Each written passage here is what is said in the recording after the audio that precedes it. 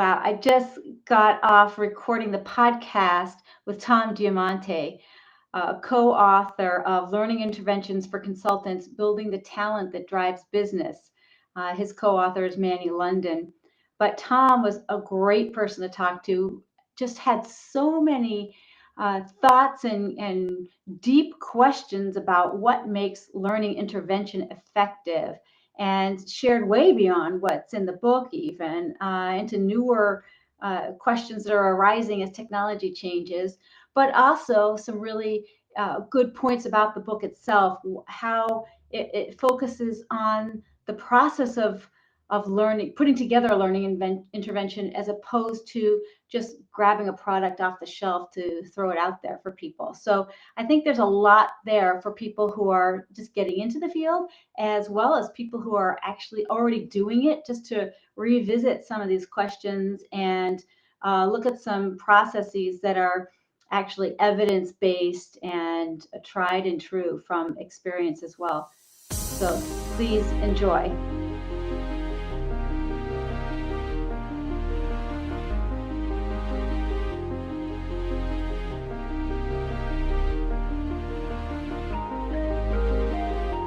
Welcome to the SCP podcast. Here we are interviewing Tom Diamante, book author of Learning Interventions for Consultants, Building the Talent That Drives Business. This is part of the Fundamentals of Consulting Psychology series. And Tom's co-author is Manny London, who is not here today, but Tom has permission to speak for him. So we'll see how that goes. So welcome, Tom. It's nice to have you here. Hi, thank you, Joanie. It's great to be here. Oh, great. Well, I think a lot of people want to learn a little bit about the authors behind the books, and kind of what brought you here to what your background is to write about learning interventions. And yeah, can you start there? Sure, Joanie, thank you. So a little bit about my background. So I'm formerly of a CIT Group. It's a $40 billion financial services firm. It's now part of a larger entity called First Citizens, now over $100 billion in total assets. And they were a client of mine for many years. And about 4 or 5 years ago, they asked me to join. I did. And so I was corporate director of HR and talent management for them, providing services in corporate, commercial, and consumer banking. And if you're not familiar with the brand, and you may not, you would know brands such as Mutual of Omaha and One West Bank and some other financial institutions. So I did that for a number of years, and obviously included learning and development for, again, all of those businesses and more. Prior to CIT, I was VP of Organizational Capability and Talent for Merrill Lynch, and that was in Global Securities Research and Economics. I was actually a co-lead of a product development initiative, and I ran teams in New York, London, and Singapore on various culture change initiatives that drove, again, products for high net worth and fund managers on a global basis. Prior to that, I was at KPMG, where I was a senior manager and their lead change consultant. And sorry, I'm still working. And earlier in my career, I was a national manager for HR and talent management for Altria in the corporate offices here in New York, servicing companies like Kraft, General Foods, Miller Brewing, Philip Morris, and some of the other affiliated operating companies. So kind of a broad cross-sectional, cross-industry type of experience. And, through the consulting with KPMG and some boutique firms, brought just a lot of experience in across many different industries, from federal agencies, US DOD, to global media, Time Warner, places like that, and global consumer products. So you really just have enjoyed doing really interesting things I like in interesting places, and usually under pretty interesting circumstances.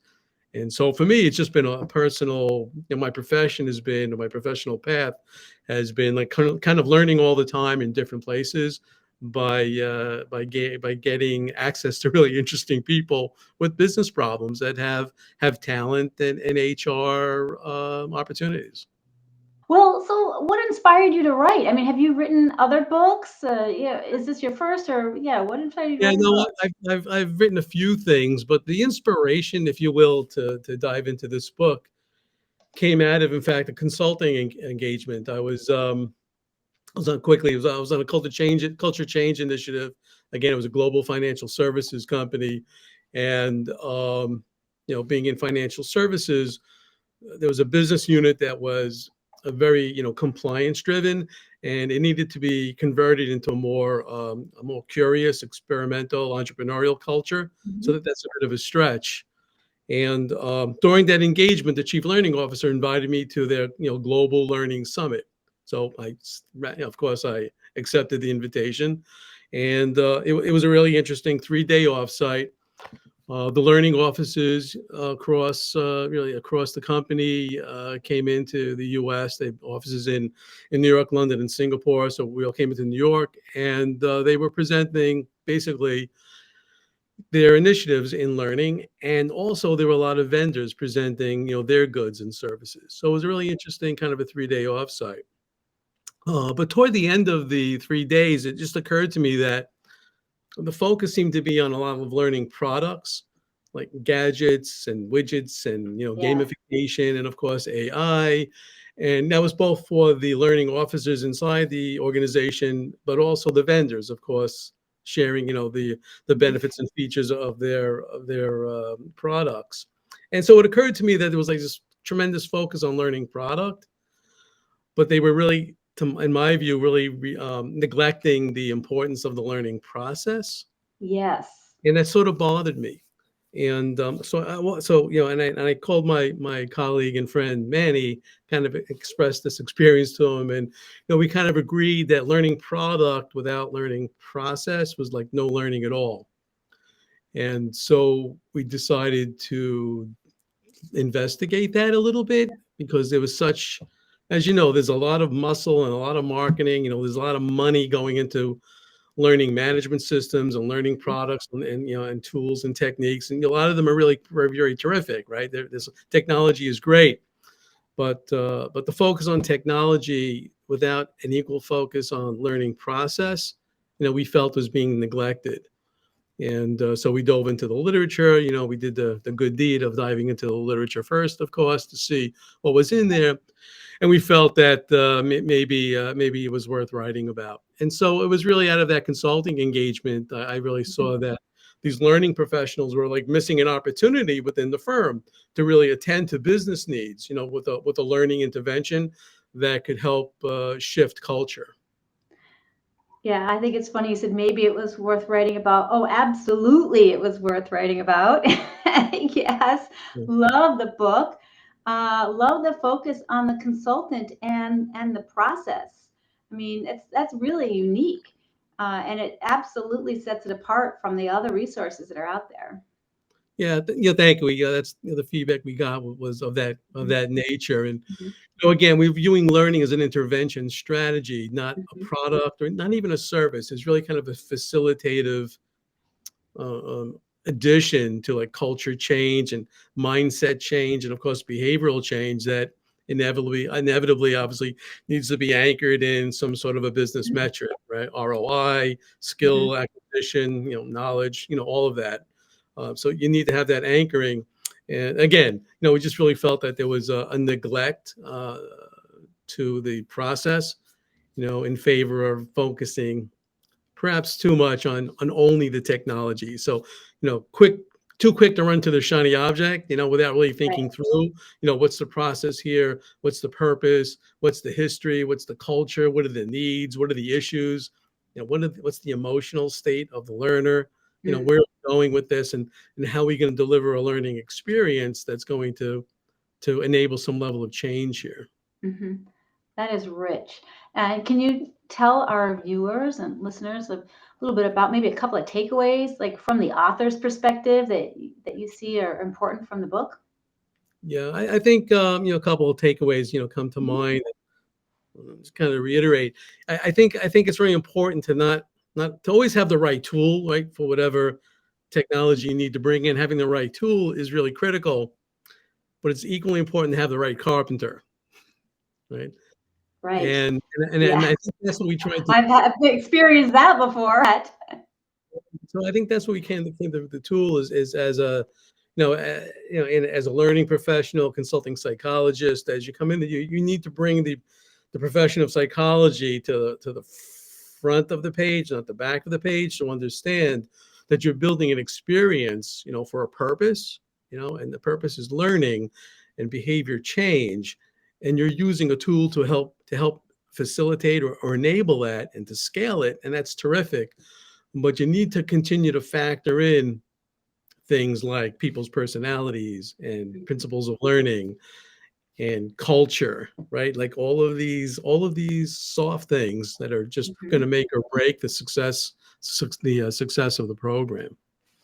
Something that perhaps AI isn't able to do yet, just to toss that in there. Yeah, I think technology, I think technology speeds things up and it can really Yeah. accelerate a lot, but judgment still matters. Um, Mhm. you um, as a consultant building learning interventions, there is that thing that's hard to describe that really requires some level of nuance Uh-huh. to enable the learning process, the learning platform, the method of delivery, the pace of delivery, the Mhm. vocabulary. To what extent is it driven by metrics, or is it really Mhm.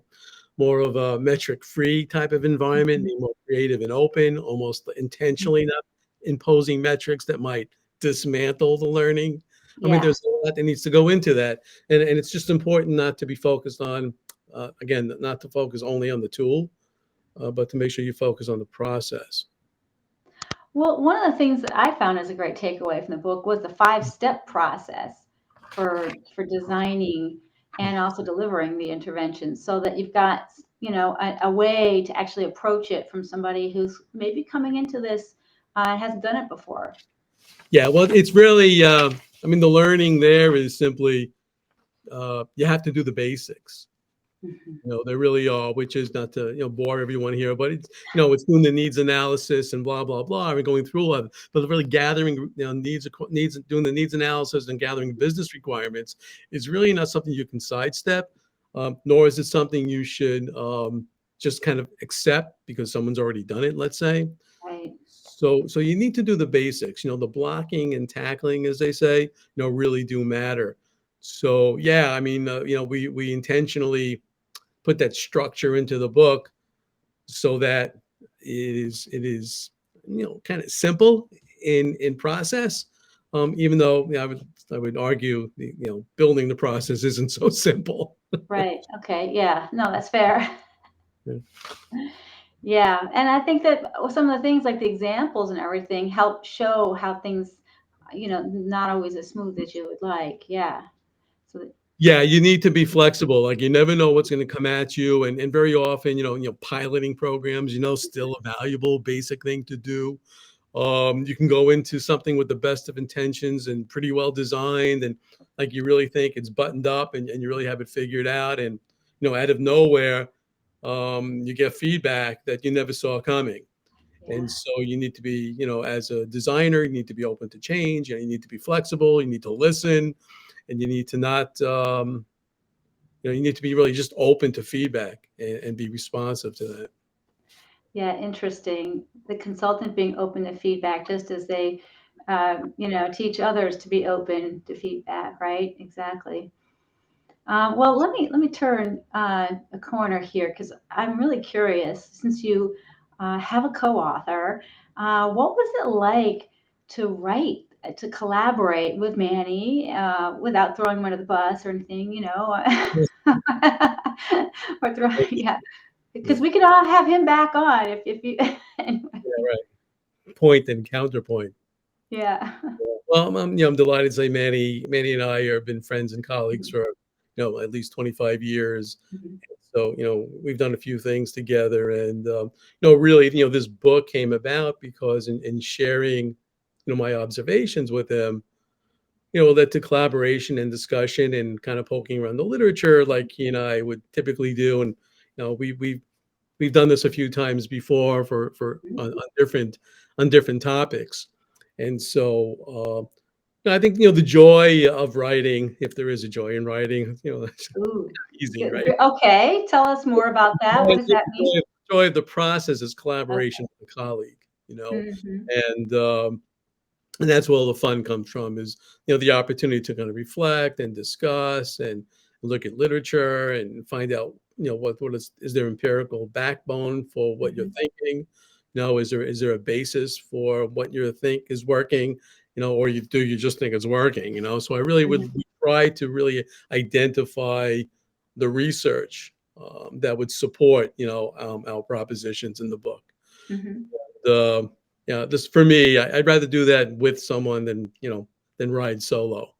So Yeah, that's no, that is challenging to do it on your own. So, how did you, how did you come to do this together, and how do you complement each other, perhaps? yeah. I think the complementarity between Manny and myself is that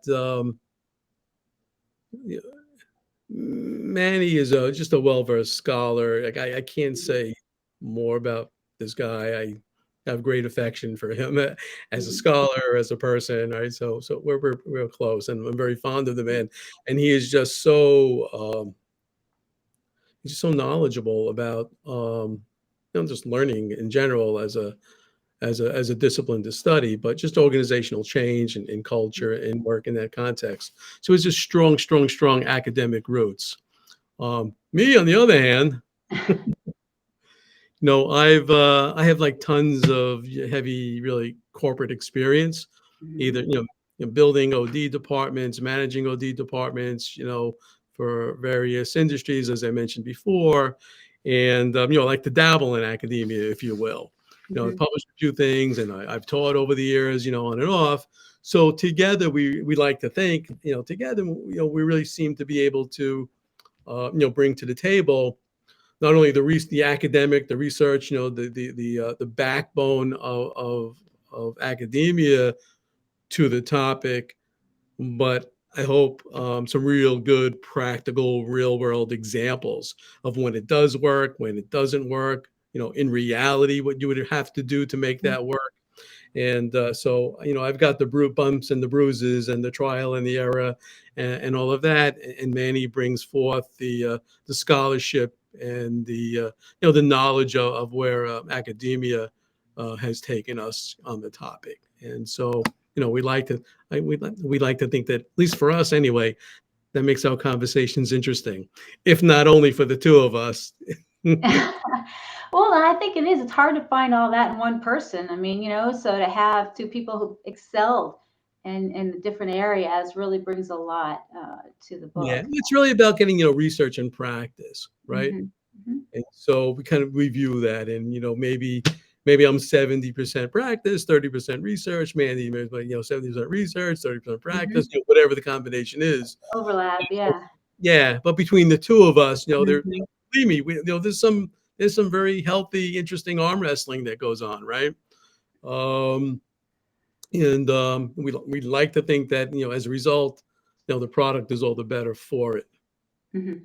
Oh, yeah, I think so. I mean, yeah, absolutely. Having both sides in there, just make sure, when you're reading the book and you are following the guidelines and recommendations that that it's solid. It's tried and true as well as supported by the evidence. Yeah, thank you. Yeah, Like that yeah. is the goal, and it's quite frankly not easy to really sometimes find like to articulate exactly why a program worked or didn't work, right, based on experience. So you have a case study that would resonate with the reader, and then in addition to that, identify literature, some empirical basis to back up why in fact that's a good idea, why that actually will work. And there's a lot of legwork that goes into that. Right. Yeah. Well, luckily you've had that experience, so people can leverage that. Okay, so let me see. As in terms of writing the book, it was published in what, 2018? It's been a few Yeah, years.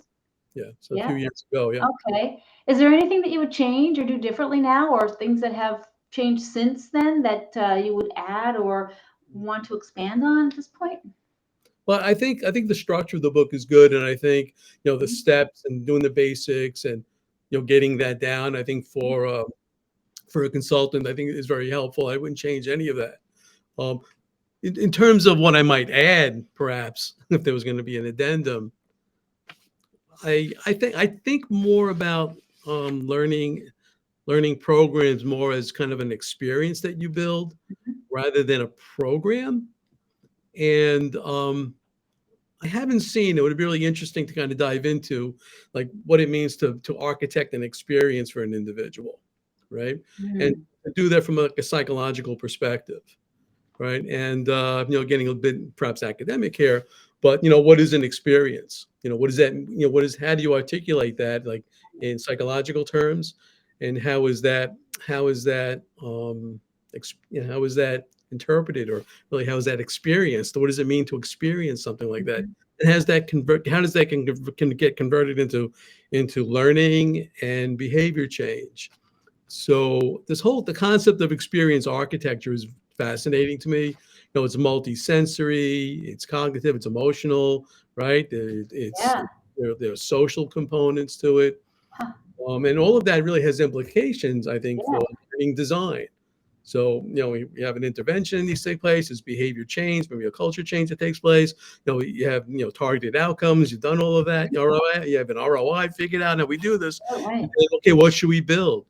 Right? And you have all these technologies at your fingertips, right? What do we build? What is that experience? You have a lot of options. Group, just looking at peer learning versus Right. individual learning, just that Yeah. alone, without even Yeah. talking about technology and to what Right. extent you want to incorporate emotional aspects of the content. Is there one? Is there culture? Is there historical types of cultural elements that are going to bleed into the learning, and we better address on the front end, or else they won't be ready or willing to even accept the information we're going to provide. Right? There's too much resistance, as they say. Right? So there's a lot to consider, and I haven't seen much on the translation or the operationalization of something called like a learning experience architecture. What does mean? There's some work in consumer experiences and user Right. experience, right? That, Huh. but to date, I haven't seen it Yeah. extend into learning experiences. So that would be something that would be where someone should look at that. Fascinating. So, speaking of someone, do you have plans to write some more on Uh, this subject? Not immediately, but I am looking at the learning experience and the Yeah. architecture of learning experience to Hmm. yield targeted outcomes. Oh, okay. So yeah, and it's interesting because for me, it's like it pulls you into cross-disciplinary areas like Yeah. social personality research, right? Mhm. Clinical area, like phenomenological aspects of psychology, Yeah. where how individuals are experiencing different people can experience the same thing.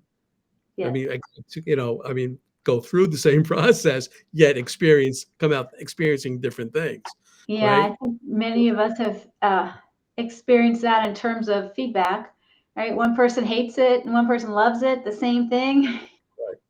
Right. So that's fascinating. Like, so Yeah. what do you do about that? How Hmm. do you deliver? How do you implement a Mm. standardized program with an expectation of getting, if you will, the same results, whatever those may be? And behavioral results are one thing, but there are other results, as you know, that come from going through a process, right? How people feel, how they think, their mindsets, their Yeah. attitudes, right? It is all of that. It's not just skill acquisition, right? And so how do you calibrate a learning experience so that you get behavioral and non-behavioral outcomes in a way that's going to be beneficial to the business, right? And with the footnote being, hey, look out, people are individuals, they all think differently, they feel differently, they see differently, they experience things differently, so this isn't so easy, right? Yeah. And I think technology is able to help with that. I mean, we've seen that in other domains, even like medicine and such, but it definitely will take some work. That's fascinating. That's really interesting. Yeah, I yeah, I mean, I just again from experience, having Mhm. designed and delivered, way too many programs. It's always interesting how, takeaways that people get from programs that sometimes really surprise me, usually positively, Yeah. but wow, I didn't see that coming. And now, now that you mention it, I can see how you put that together. Well, So like, there's, yeah. yeah, And you said it's a targeted outcome too. I mean, having that ability to create learning experiences for people that are work well for each individual is definitely something that organizations and individuals would really want. So, yeah, I guess the problem I think we, as consultants, if you will, face is that there's pressure for, efficiencies, right? mhm, Do things rapidly, do it, scale mhm, it, standardize it. That's where technology comes in. You're kind of like we're pressed, if you will, we have pressure on us to be highly efficient. Yet, yet learning's actually muddy. You know, it's not necessarily a turnkey operation. yeah, There's teaching, if you will, is really a profession. mhm, And when you build a learning program or learning process in an organization, we're teaching, right? We may use interesting tools and technology and all of this stuff, and we may build something that even kind of like delivers itself. But there's teaching that's going on, and I think it's really important to remember that when you build these things, that it really is a teaching profession. And I think, quite frankly, I think a good consultant is a good teacher. yeah. I like that. Just sort of leave it on that for a second because I want to ask you about something else. So, I mean, one of the reasons people watch this podcast is because they want to learn about the book and learn as consultants, and they might be new into consulting or experienced like myself. But another reason is they're thinking about writing, and you've talked a little bit about the experience of writing and collaborating. I'm wondering if there's anything else that came out of the writing or the publishing of the book that was surprising or valuable that you would want to share with people who might be considering doing this? Yeah, what's the expression? Life is what happens to you when you're busy making other plans or something like Hmm. that, right? Yeah. So, whatever, didn't have, listen, my expectation was really to have a good time writing it. Hmm. Um, Good excuse for me to spend time with Manny and then to Hmm. and make a product together. So, I had no really other expectations. Yeah, what came out of the book was requests for additional information and, quite frankly, some consulting work Yeah. in unexpected areas. For instance, from my coaching practice, people reached out to me to say they read the book, and they're starting to think about the executive coaching programs that they had typically in house, and they're starting to think of it as a learning intervention. But that never happened before. Would you kind of come in and take a look Mhm. at it and give us your 2 cents? So that was interesting. Really looking at executive coaching as a Mhm. learning intervention. Fair enough. So I thought that was one unplanned outcome. Um, Similarly, um, colleagues from my past reached out to me and asked me to do like board level process consultations Mhm. with the same mindset. Read your book, usually from like chief learning officer or Yeah. A senior manager in L&D, and they would channel the book into their organization and say, one problem we have at the board level is that people talk a lot, they have an agenda, they're structured, they're fairly rigid, and we go through our stuff, but there's not a lot of learning going on in there, and we Mhm. think that's problematic. Would you kind of come in and take a look? So it led to coaching work, which I didn't see the connection immediately, and doing board level process consultations, which again I also didn't see as a possible outcome. So you never know where things lead, I guess is the point of that. Well, I think that is super interesting because uh, just new ideas for learning interventions that came to you as opposed to, you trying to uh, create, or Right. so that's actually really interesting how people are seeing this and applying these concepts in other ways. I really like the board idea, about how are people learning, and that could be in any context. Absolutely. Yeah, Hmm. listen, it's going to sound like this comes out of the book. I don't know, but to me, like learning is the currency of change, right? Yeah. and as everything is disrupting, everything is change, right? Change is the only thing that's constant these days. So I think building learning interventions is the lifeblood of any organization. If you don't have planned, calibrated, well thought out learning interventions, then I think you have an organization that's on borrowed time, because they're not learning, they're not adapting, they're not growing, they're not going to be relevant. So what should the learning look like in your organization? Maybe that's the question mark. Right. Yeah. Well, I think you just summed it up. I think we just left on a zinger there. So I'm going to wrap this up, Tom, and I'm going to thank you so much for sharing your time, being willing to talk to us about your book and your experience and, the applications of the learning interventions. And just to remind everybody, Tom Diamante, Learning Interventions for Consultants, Building the Talent that Drives Business.